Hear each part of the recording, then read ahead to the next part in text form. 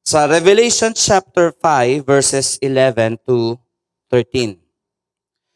Then I looked and heard around the throne and the living creatures and the elders the voice of many angels, numbering myriads of myriads and thousands of thousands, saying with a loud voice, "Worthy is the Lamb who was slain to receive power and wealth and wisdom and might and honor and glory and blessing." And I heard every creature in heaven and on earth and under the earth and in the sea and all that is in them, saying, "To him who sits on the throne and to the Lamb be blessing and honor and glory and might forever and ever." In Tagalog, tumingin ako muli at narinig ko ang tinig ng milyong-milyon at libo-libong anghel. Sila'y nakapaligid sa trono, sa apat na buhay na nilalang at sa matatandang pinuno.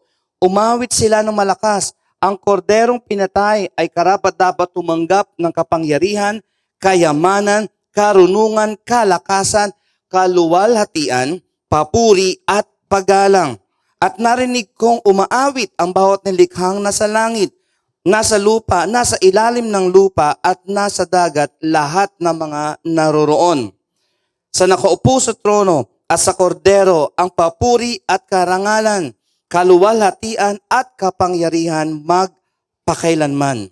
At sumagot ang apat nilalang ng buhay, Amen. At nagpatira pa ang matatandang pinuno at nagsisamba. Ang ating title ng topic natin this morning is The Sovereignty and the Victory of God. May na idea. The typical believer will gain a deeper understanding of the glory of God when he or she will realize the truth about the sovereignty and the victory of God. In Tagalog, ang pangkaraniwang mananampalataya ay magkakaroon ng mas malalim na pangunawa sa kaluwalhatian ng Diyos. Sabi niyo nga, kaluwalhatian ng Diyos. Kapag napagtanto niya ang katotohanan tungkol sa soberenya or sovereignty at tagumpay ng Diyos. Now, ibang books na nadaanan natin sa pag-aaral ng glory of God ay John, Isaiah, and then nagkaroon din ng Exodus. Ngayon naman, isa sa mga controversial books sa Bible, that is Revelation or Pahayag sa Tagalog. Ang Revelation po ay story ng pagpapahayag ni Jesus at ng Lamb kay John the Beloved. At yung ginawang pagpapahayag na to, mga kapatid, ay series of events. Iba, titingnan ang Revelation na parang ito mangyari sunod, ito mangyari sunod, ito mangyari. I see Revelation na parang packets of events na hindi synchronous or hindi yung sunod-sunod, kundi packets of events na parang hindi sila yung pagkakasunod. Kumbaga, hindi sila alphabetical na pagkatapos ng A, B, ay tapos ng B, ay C. Kundi siya ay picture ng mga mangyayari in the future. And at the same time, meron siyang koneksyon doon sa nangyayari nung panahon ni John. At even sa mga nangyayari sa panahon natin. Now, the basic question na dapat nating alamin ay, anong kailangan kong malaman tungkol sa glory ng Panginoon when it comes sa Revelation? When it comes sa Revelation, mga kapatid, ang gusto ng Panginoon, ang gusto ng writer, even ni John, ay makita mo, ma-imagine mo yung karangalan ng Diyos. If you're reading Revelation, kailangan mo mag-imagine talaga. At meron dito mga picture words katulad ng the dragon with 7 heads and 7 horns. Okay, with 7 horns. Literal ba yun? Okay, sa pag-interpret ng Bible, ang rule ay ito. Pag hindi mo siya ma-interpret literally, your next option is figuratively. Okay? Katulad dito, sa Song of Songs. Sinabi ni Solomon, sabi niya, your nose is like a tower of Lebanon. Okay? So pag sinabi mo, ay, ang ilong niya yari sa bato. Pag literal mo. So hindi kaya. So ibig sabihin lang noon ay matangos yung ilong nung babaeng tinutukoy ni Solomon. Dito sa Revelation, mga kapatid, may mga iti-interpret ka ng direct to the point. Pero merong pasagi sa past, sa present, at even sa future. Now, talking about the glory of God, so much from Revelation chapter 1 hanggang Revelation chapter 22. Ano ba ako? Last chapter ng Revelation is 22. Nandun ang glory of God. At dalawang bagay dito sa passage na binasa natin na makikita natin all throughout ng Revelation na ito. God is sovereign and God, ang sabi doon? God has a victory. Na nagtagumpay ang Diyos dahil siya ay may sovereign niya. Kumbaga, I don't know ibang word sa sovereign, ano? Pero yung sovereign, katulad dito, Philippines, ang sovereignty ng Philippines is within the Philippines. Kung outside the Philippines, yung mga embassy ng Philippines outside the Philippines, ay may sovereignty tayo doon. Kumbaga parang kahit na nasa US, kapag yan ay embassy ng Pilipinas, hindi yan property ng US. Property yan ng Pilipinas. With connivance, with agreement sa US. Now, ang bawat mananampalataya, dapat maunawaan natin. Kasi, for me, parang, ang hirap imagine, ano ba yung sovereignty, yung glory of God? Kasi parang, yung glory ba niya ay parang yung nagniningning na whatever man? Hindi. Ang sovereignty ng Diyos ay makikita nyo sa everyday na nangyayari sa buhay natin. Na parang feeling natin, nako, pastor, ang sama-sama na ng mundo, wala nang pag-asa ang mundo. Ang iba, ang interpretation doon ay, yun ang observation, masama na ang mundo. Ang interpretation doon ay, wala na. Wala nang mangyayari, talagang ganito na. Give up na ako. So ano ang next na gagawin mo? Then give up ka na nga talaga. Pero if you know, kahit na masama ang nangyayari sa paligid, pero God is glorious, meaning sovereign siya at nanalo na siya, parang ganito, may nanalo na, uwian na. Okay? Hindi ka mawala ng pag-asa. Sa sarili mo, sa kapwa-tao mo, sa mga sitwasyon mo. You will always think of things like, okay, ito nangyayari, pero hindi ako ang may last say. Katulad nung Friday, may binisita kami ni Grace na isang batchmate ko. I will not mention the name, pero itong batchmate ko na to ay nagkaroon ng liver problem. At according sa doctor, ay binigyan siya ng 4 months to 1 year. Now, malungkot sila. Nag-share tayo ng gospel using the Romans Road at pinakita natin na ang Diyos ay, ang tao ay makasalanan. Ang kaparusahan ng kasalanan ay kamatayan. Ngunit ang regalo ng Diyos ay buhay na walang hanggan. At minahal tayo ng Diyos nung tayo ay mga makasalanan pa. At naniniwala ka ba doon? Opo, pastor, opo, naniniwala ako dyan. Nag-pray kami, at nung nag-pray kami, yung wife ay umiyak. At nung umiyak siya, sabi ko, grabe yung burden. Burden na ako, nandun pala, makita mo pa lang yung mga itong isa sa mga, for the past how many decades ay pagbibisita ng hospital, hindi ko pa rin mawala sa dibdib ko. Parang, Lord, sana ma-save lahat ng mga tao na to. Sana makakilala lahat sila sa'yo. So, nung wife ay umiyak, lalo ako na burden. And then, after ng prayer, sinabi ko lang doon sa mag-asawa, sabi ko, yan ang sabi ng doktor. Ang tanong, ano ang sabi ng Diyos? Okay? May mga pangyayari noon na isang doktor, okay, may doctor of medicine, sabi, okay, itong pasyente na to ay ganitong buwan na lang siya. 3 months, say. Let's say 3 months. Okay? Mahigit 1 taon na, buhay pa rin yung pasyente. 3 years na, buhay pa rin yung pasyente. Yung doktor, fill in the blanks. Brethren, know this. Pwede kang magsabi sa sitwasyon mo na, wala na tong pag-asa, ito na talaga to. Pwede mo naman sabihin sa ibang tao na, ganyan ka na, wala ka ng pag-asa. Pero ikaw yan. Hindi ang Diyos ang nagsabi niyan. Hindi ikaw ang may last say. Kahit ako ay magsalita ng masama sa inyo at naniwala kayo, okay, hindi ako ang may karapatan na magsabi na wala ka ng kwenta, wala ka ng pag-asa, so go kill yourself na lang. Hindi tao ang may last say. Hindi ang wallet ko ang may last say. Hindi ang sitwasyon ko ang may last say. Hindi sila ang magsasabi kung anong future ko. Amen? Hindi sila, o hindi ako rin ang magsasabi kung ano ang kalalagayan ng buhay ko o ng sitwasyon sa buhay natin para sabihin na, okay, talaga, o maniwala doon sa sinabi na yon. Ang Diyos pa rin ang may last say. Pero ang tanong ay ito, paano natin magagawa na masabi sa sarili natin ang Diyos ang may last say?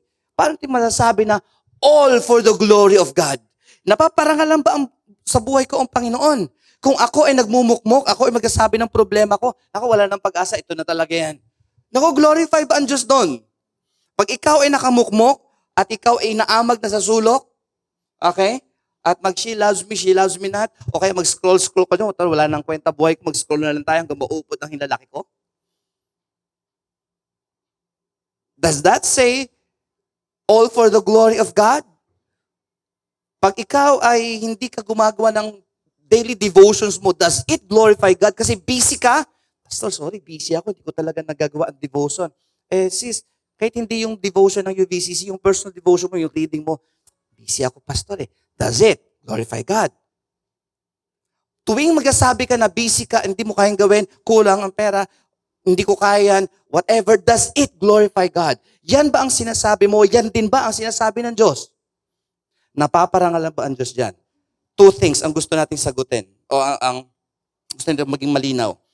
The question is, or the statement is, how to gain a deeper understanding of the glory of God. Yung pag sinabi mo ba na, all for the glory of God, yung burado ang opinion mo, opinion ng sino man tao, kundi ang nananatili ay ang opinion ng Panginoon. May lumang kanta si Ron Quinoli at ang title ay, Whose Report Shall You Believe? Ang sagot ng congregation, we shall believe the report of the Lord. Okay? Mga 20 years old na yung kanta na yan. Okay? Now, how to gain a deeper understanding of the glory of God? Number one. Dalawa lang to, mga kapatid. Learn daily about the sovereignty of God. As in daily, mga kapatid. Kailan ka nagkakaproblema? Araw-araw, di ba? So, araw-araw ka rin, napunuin mo ang isip mo kung gaano ba ka-glorious, gaano ka dakila, kakapangyarihan ang Diyos na ito. Andiyan ba kayo? Amen ba? Ang kulit ng problema, amen ba? Sino dito magsasabi na yung problema niya makulit? Diba? May problema na monthly kung dumating. Diba? May problema na weekly kung dumating. Alam niyo na yung next. May mga problema na daily kung dumating. The question is the Lord glorified over your problems o ang problems ang glorified? Okay? May nagsabi, ang mga donuts daw, yung bilog na may butas sa gitna, na tambak ng sandamakmak na asukal sa loob at sa labas, ang tawag nila doon ay the glorified sugar. Okay? Maluwalhating asukal. Okay? And sa mga nagda-diet, hindi pwede yan. Pwedeng takas ng konti, pero ganun pa man. Okay, going back. You need to learn daily. What? Sa Revelation chapter 1, si Apostle John ay pinakitaan ng Diyos ng vision, as in gising siya. Write this vision. Everything na makikita mo, isulat mo lang. At may mga question and answers sila doon. If you read Revelation, okay, may time na nasa langit sila, biglang nasa lupa sila, biglang nasa future sila, biglang makikita yung kings and kingdoms, biglang makikita yung beast and the false prophets at lahat-lahat ng mga yon. So, para siyang, okay, papakita ko sa John. Ito nangyayari. Okay? Sa chapter 2 and 3, doon, God is sovereign over His churches. Tingnan niyo si Lord ang Lord ng church. And did you know, yung nakalagay doon, to the angel of Ephesus. Yung angel na yon is not the angel na spiritual being. And by the way, huwag kayo maniwala sa chismis na ang anghel ay may pakpak. Ang may pakpak ay seraphim. Iba ang anghel.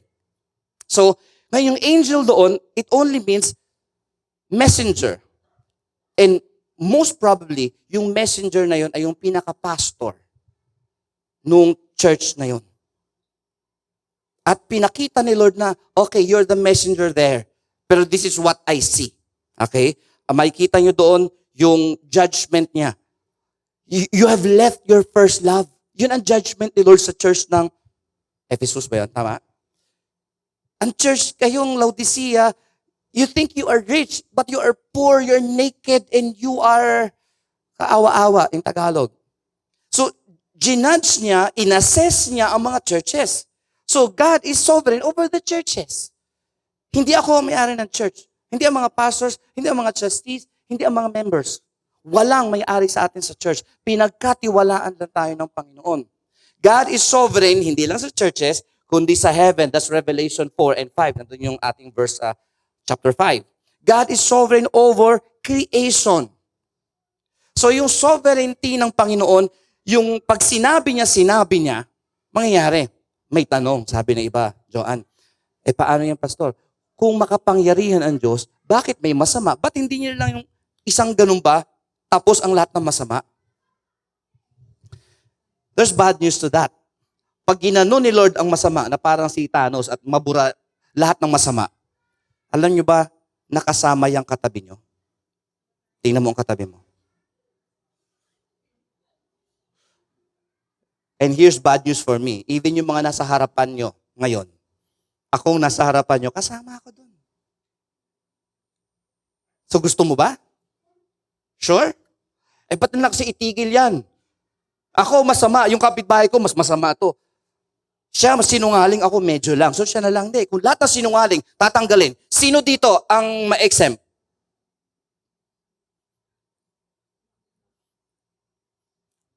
Diba? Kung lahat namang unfaithful, isang ganon, sino dito ang mananatili?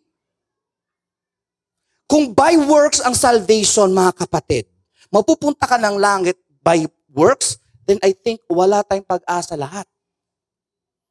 Kahit ikaw ang pinakamabait dito, kahit yung iba dito ay may 10,000 kasalanan, ikaw 1,000 lang, then bad news. Ang gusto ng Lord, walang kasalanan. Sino ang walang kasalanan? Siya ang unang bumato. Yung sovereignty ng Diyos, mga kapatid, kahit na sovereign ang Diyos, hindi niya ginajudge ngayon. God has appointed a specific time na kung saan i-judge niya ang lahat ng tao. At wala pa yon. Sa ngayon, si Lord, thank you, si Lord ay nakaupo sa mercy seat. Let us approach the mercy seat of God that we may find grace and ayan, nagkagulo na yung verse ko. In time of need. Pero time will come, yung mercy seat ng Panginoon, lilipat na siya sa judgment seat. Pag natapos na yung pag-aantay, at this point of time, tapos na ang mercy ko, pinagbigyan ko kayong lahat, may nag-share na sa'yo 10 times, na nag-share sa'yo ng gospel, 11 times mong tinanggihan, wala na. Pero ang teaching ng iba, okay lang pag namatay ka, no problem. Kung sakaling ikaw ay nasa somewhere. Ipagpipray ka namin dito. Para mas mabilis ang pag-angat mo sa langit, dapat special ang prayer. Walang ganun, mga kapatid. Actually, if you read the Bible, yung mga namatay ang nagpipray sa mga buhay. Lord, ibalik mo si Lazarus sa lupa. Sabihan niyo mga kapatid ko na kasing sama ko rin, para sila ay magsisi at di matulad ko. Sino nagpipray sa somewhere? Sa afterlife. Yung mga namatay na nagsisi sa huli. Sometimes, mga kapatid, excuse me sa word, nababastos natin yung sovereignty of God kapag dineclare natin na wala nang solusyon yung problema natin. Okay? Again, going back to nung Friday, may kausap kami. Sabi ko, bro, yan ang sabi ng doktor. At sa abot na makakaya ng doktor, sinabi niya yan. At nagsabi rin ba ang doktor sa'yo na ipagpasa Diyos na lang natin? Ay, oo, pastor, ng isang araw. Diba? Alam niya rin kasi na hindi siya ang Diyos. Pero being honest sa kanyang trabaho, sinabi niya lang yung sinabi niya. Pero ang may last say ay si Lord. So learn daily about the sovereignty of God. Paano magagawa yun? Read your Bible, mga kapatid. I mean, tama na yung katamaran natin magsabing busy ako. Ikaw ang lugi. Tingnan mo ang katabi mo, sabi mo, ikaw ang lugi. Kapag may dahilan ka lagi sa pagbabasa ng Biblia, o maski lang sa pakikinig ng Bible, may dahilan ka araw-araw at di naubos yan, sorry, lugi ka. That's why, pag dumapo ang problema, give up agad. Kasi bakit? Weak. Now, hindi ko sabing strong na ako. Pero at least may fighting chance ka. Yun nga ang malakas sa Word of God. Go fall. Lalo na yung wala. Di ba?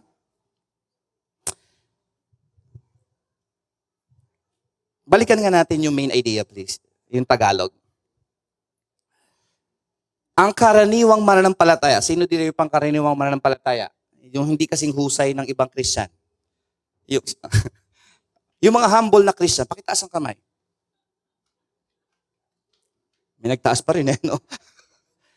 Ang karaniwang mananampalataya, that's us, ay magkakaroon ng mas malalim na pangunawa o pag-unawa sa kaluwalhatian ng Diyos kapag mapagtanto natin na ang Diyos is in control. Okay, other words pala for sovereignty, God is in control. Kung feeling mo out of control ang Diyos, pinapagana niya lang yung mercy niya. Okay? Pangalawa, mga kapatid, how to gain a deeper understanding of the glory of God. Number two is celebrate daily the victory of God. Wow. Ipagdiriwang namin ang iyong pagliligtas. That's a 20-year-old song. You need to celebrate. Pastor, paano kung malungkot ako, hindi ako makapag-celebrate? Okay, huwag ka mag-celebrate dahil malungkot ka. I-celebrate mo yung victory ng Diyos kahit malungkot ka. Amen? Paano kung mas malaki ang problema ko kaysa sa Diyos? Ibig sabihin, mas malapit ka sa problema mo. Di ba? Alam niyo na yun. Kung ang proximity mo, mas malapit ka sa problema, itong problema, yun ka, halos na sa mukha mo na, ang laki ng problema. Why not go the opposite direction? Putak sa Panginoon. Ano na ngayon ang mas malaki? Or sino na ngayon ang mas malaki? Maliit ng problema, malaki na ang Diyos. Tingnan nyo. There is the victory of God because there is the Lamb of God. Si Jesus Christ, yung kanyang birth, life, death, and resurrection, nung natapos lahat yon, declaration yon na tagumpay na ang Panginoon. The victory of God is Jesus, not your religion. Hindi yung mas mabait ka kumpara sa iba. Dahil faithful ka, victorious ka. No. Victorious ka dahil victorious ang Panginoon. Namuhay ka under His victory. Yung faithfulness mo ay bunga lang ng pagpapasakop mo doon sa victory ng Panginoon. Amen ba? Nandiyan ba kayo? Minsan kasi we create our false victory. Ay, naka-attend ako ng church so may utang na loob si Lord for the next 20,000 years. Okay. Hindi dun eh. Si John, the Baptist, na Pentecostal, nung nakita niya si Jesus Christ, sabi niya, "Look, the Lamb of God who takes away the sin of the world." Papaano ka nagiging victorious? Hindi yung pag nagagawa mo mga religious duties mo. Nagiging victorious ka kapag ang kasalanan mo ay naaalis sa'yo. Sabi ng mga disciples, "Lord, ang galing. Grabe, yung mga demonyo sumusunod sa amin. Yung mga may sakit, gumagaling.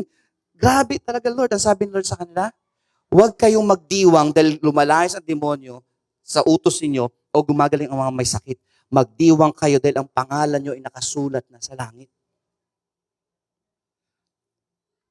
So, what does it mean na i-celebrate daily ang victory of God?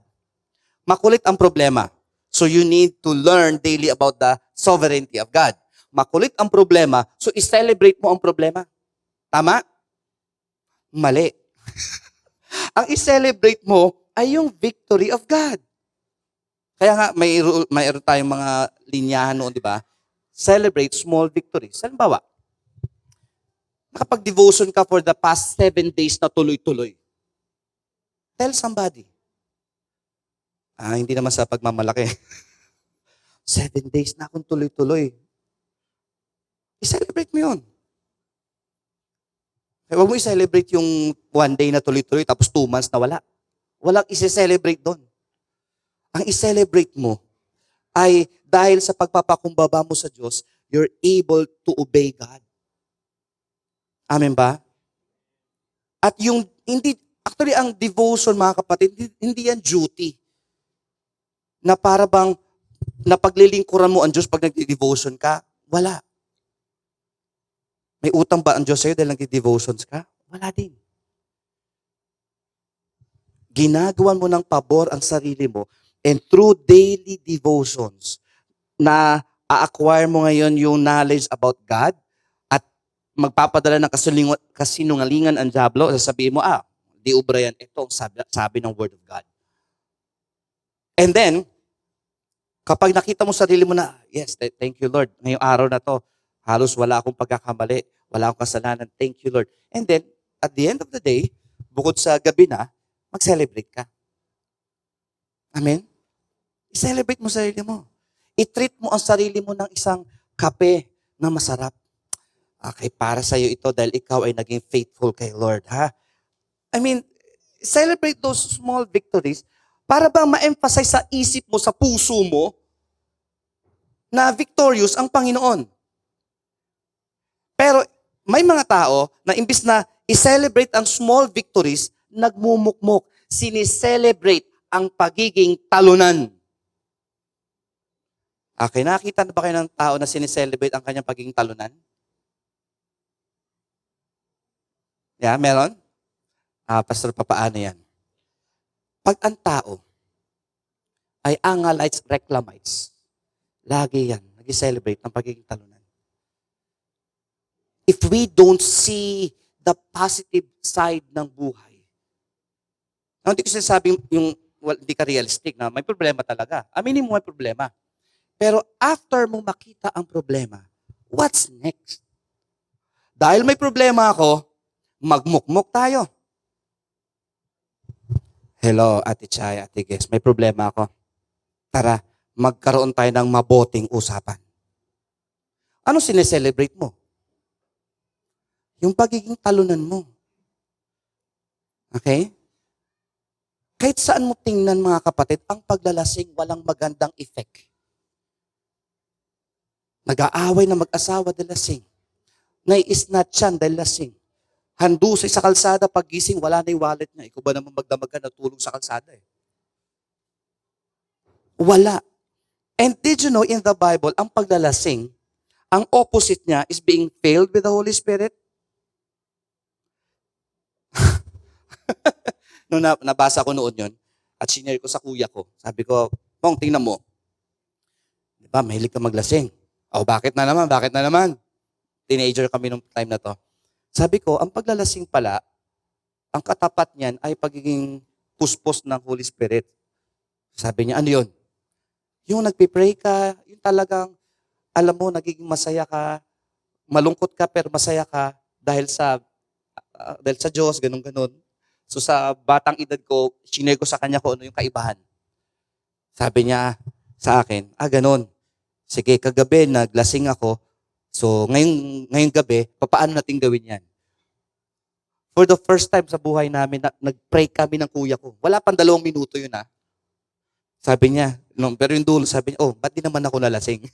Ay ko, hindi ko alam kung paano eh. Halika, pag i-pray kita, i-lay hands kita. Yan ba yung natutumba? Alam ng kuya ko noon yun. Siyempre, Pentecostal tayo. Alam natin, kailan matumba ka. Pero of course, we've learned. Nung sinabi ko sa kanya yung mga kapatid, doon ko na-realize na kapag yung alam mo, sinasabi mo, kahit lumipas ang maraming taon, naaalala mo pa rin siya. Okay. So ngayon, sinare yun sa ibang mga tao. Up until now, naalala ko yung sinabi ko sa kuya ko. What's the idea there?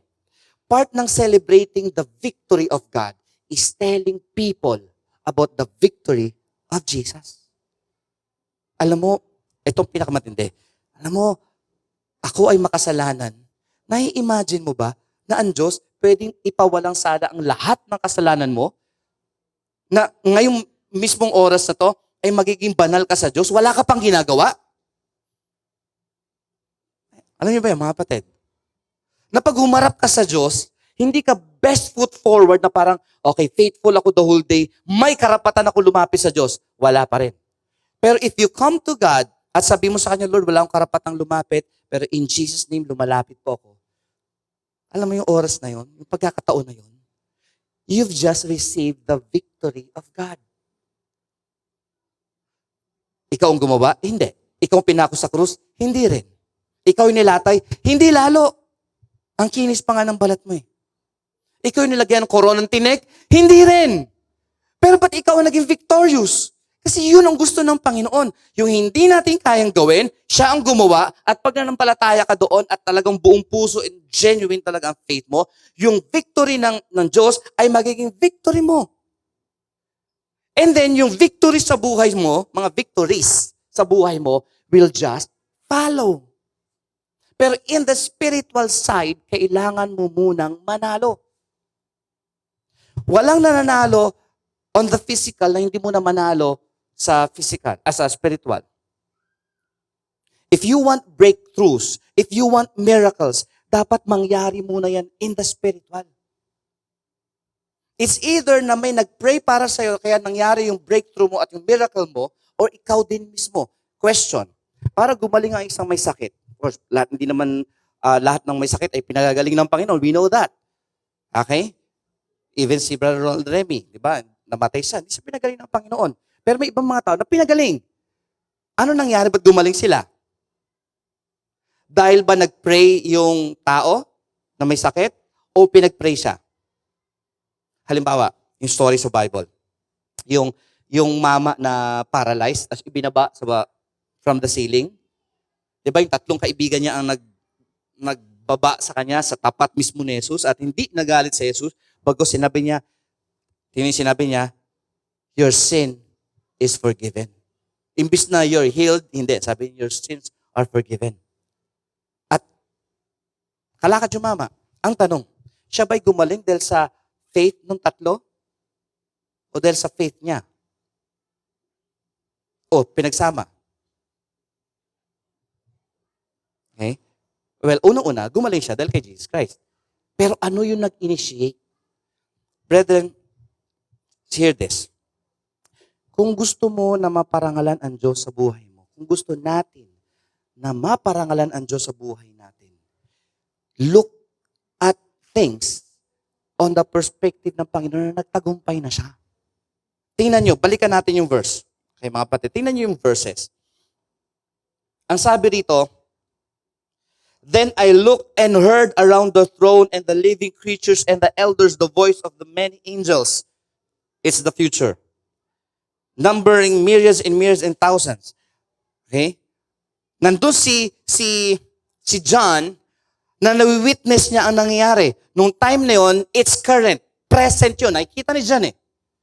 Sa pananaw ni John, ito yung nangyayari. Ang layo, hanggang saan to? Okay? Ang dami, millions and millions. At ang sigaw nila, at isipin mo, kung milyong-milyong nila lang ang sumigaw ng, worthy is the Lamb who was slain to receive power and wealth and wisdom and might and honor and glory and blessing. Gaano kaingay iyon? Okay? So, minsan, ang praise and worship, maingay din. Okay? May sapat na ingay. And I heard every creature, sa heaven yung una, pangalawa naman, and I heard, kung saan doon si John, I heard every creature in heaven and on earth, ito pa, under the earth, and all that is in them, short of saying all of creation na lang. To Him who sits on the throne, that's one person. and to the Lamb. There's two persons. Paiksiin natin yung discussion. That's the Father and the Holy Spirit. In Daniel, ang sabi naman what's this? Si Daniel, sabi niya, I saw the Ancient of Days and one like a Son of Man na wino-worship. That talks also of the Father and Jesus. At yung scene na yon ay nagpapakita na celebration. Amen? You need something to celebrate with, mga kapatid. Ano ang worth celebrating sa ginagawa ng Diyos sa buhay mo ngayon? Or kung wala so far, halimbawa lang, ano ang ginawa ng Diyos na in the heavenlies, in the spiritual, para ikaw ay mag-celebrate? Unang-una, mga kapatid, pinatawad ang lahat ng kasalanan mo. I don't know kung gaano nyo ako kagets sa part na ito, mga kapatid. Pero try nyo imagine, lahat ng kasalanan mo, nagsinungaling tayo, tama? Nangupit tayo sa wallet ng nanay natin, tama? Okay? Minsan, yung nakakabata natin kapatid, ang utusan pa natin. Nandun yung wallet ni nanay, kuha ka nga. So, bilangin ang lahat ng mga yon, nagkaroon tayo ng malaswang pag-iisip. Nagsinungaling. Whatever ng mga kasalanan, nanakit ng damdamin at ng pisikal. So sa lahat ng kasalanan na yun, pinatawad ka ng Diyos. Are you sure? Listen here, mga kapatid. Sure ka bang pinatawad ka ng Diyos? Hello? Aba.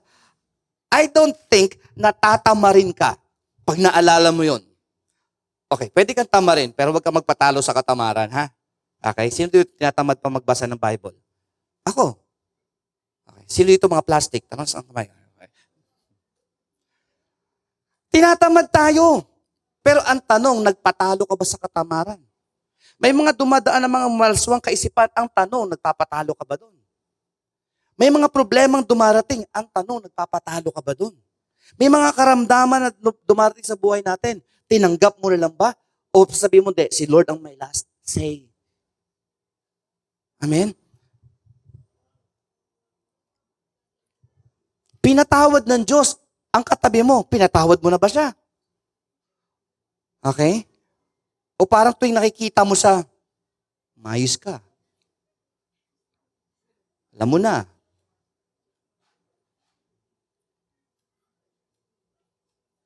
Okay? Brethren, listen here. Listen here very closely. You need to understand na nanalo ang Diyos and you are on the winning side. Amen ba? Nasa winning side ka na. Amen ba? Kahit na tayo ay pinapawisan dahil sa mga init dito at kung ano-ano pa man, you're on the winning side. Amen. Aba, palakpakan natin ng Panginoon. So, if you're under Team Jesus, yes, dadaan ang problema, dadaan ang karamdaman, dadaan ang mga negative thoughts at whatever man. Padaanin nyo sila. Pero sabihin nyo, bawal magtambay dito. Amen? Pag dumaan ang problema, uy, halika nga, usap tayo. Ay, naku, alam mo ba? Naku, nagtambay ang problema, kaya imbierna ka. Pag dumaan ang problema, at na-recognize mo na problema yon,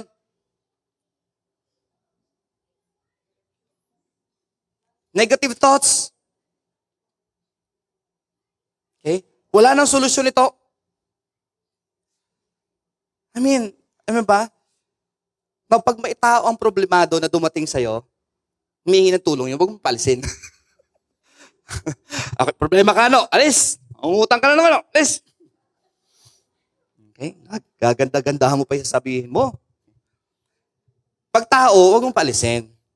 Kaya pumunta sa'yo yan kasi nakikita niya na ikaw ang solusyon sa problema niya, whatever man yun. Dalin mo ng may wisdom. In conclusion, mga kapatid. Conclusion. If true believers are to gain a deeper understanding of the glory of God, namnamin niyo saglit, they must learn daily about the sovereignty of God, and they too must celebrate the victory of God. In Tagalog, kung ang mga tunay na mananampalataya ay gustong magkaroon ng mas malalim na pagkaunawa sa kaluwalhatian ng Diyos, dapat silang matuto araw-araw, sabihin niyo araw-araw, tungkol sa soberenya ng Diyos, at dapat din nilang ipagdiwang araw-araw ang tagumpay ng Diyos.